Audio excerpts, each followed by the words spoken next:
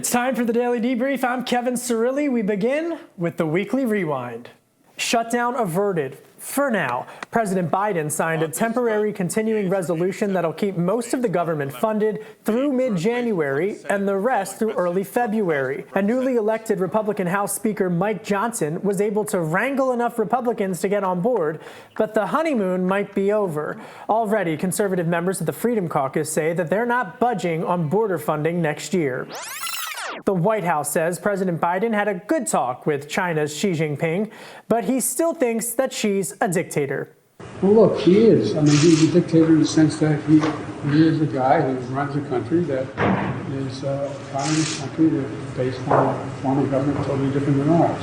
Biden got Xi to commit to restoring military communications between the two global superpowers, and they also vowed to work together to stop fentanyl from coming into the U.S. and to fight climate change. The Supreme Court announced a new code of ethics, but Democrats are still pushing for a congressional fix to provide more transparency. The nation's highest court has come under intense scrutiny after reports surfaced that Justice Clarence Thomas was getting lavish gifts from a Republican donor. A protest calling for a ceasefire in Gaza turned violent outside of the Democratic National Committee headquarters in Washington, D.C. 6 officers were injured. Police made 1 arrest.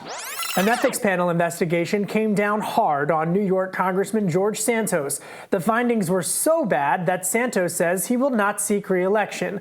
The panel alleges that Santos used campaign funds on everything from Botox to makeup payments. The investigation accuses the disgraced representative of lying to donors about his campaign's financing.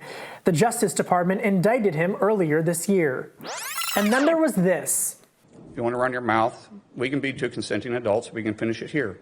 Okay, that's fine. Perfect. You want to do it now? I'd love to do it right now. Well, stand your butt up then. You stand your butt up. Oh, hold on. Big guy. Oh, stop it. Is that your solution every poll? No, sit down. Sit down. Okay. You're a United States Senator. Sit down. Active. Oh, okay. Sit down, please. Senator Bernie Sanders, chairman of the Health Committee, breaking up an argument that nearly turned into an all-out brawl between Senator Markwayne Mullin and Teamsters union boss Sean O'Brien. We really don't know exactly what's going to happen next week, but here to break all of this down and sort through this is Republican strategist Matt Mowers on the right and Democratic strategist Molly Mitchell on the left. Matt, I want to go back to Santos for a second because here's a guy who says that he's not running for re-election, but he's still going to stay in Congress through the end of this term. Is it worth it for Republicans to cling to their slim majority and keep Santos in, or should they just get rid of him right now? It's highly unlikely he's going to be around for much longer. You've already had, a number of Republicans who voted against expelling him several weeks ago, who said that the information that this ethics committee report is so damning that they're going to have to join with the Republican colleagues, largely from New York, who've been calling for his ouster for months now.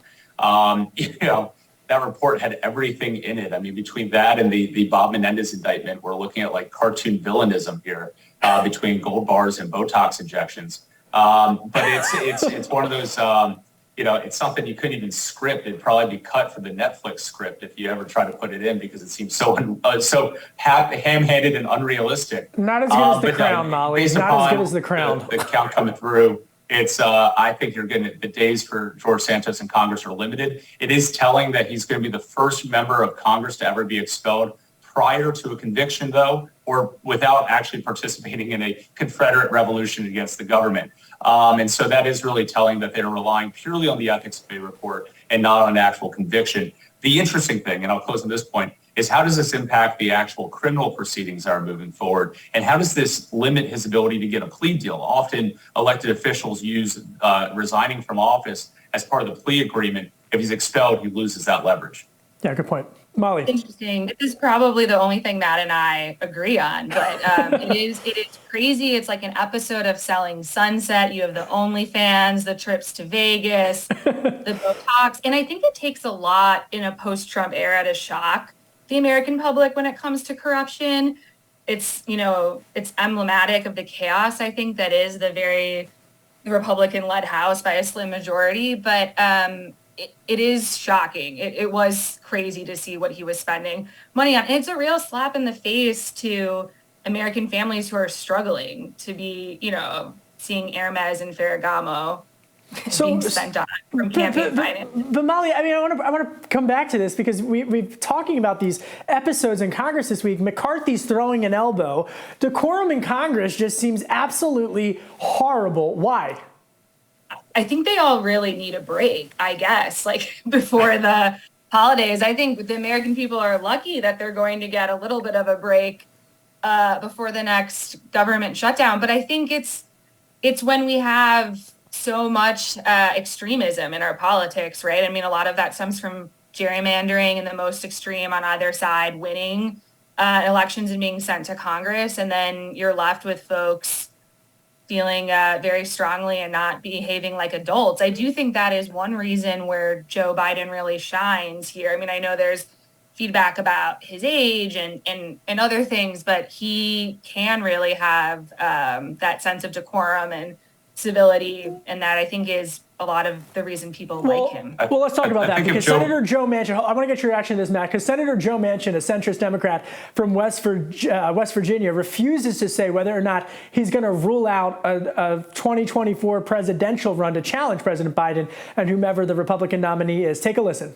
I'm trying to basically see if there's people that wish to do and find a candidate, whether it be me or anyone else. I said everybody right now should be concerned.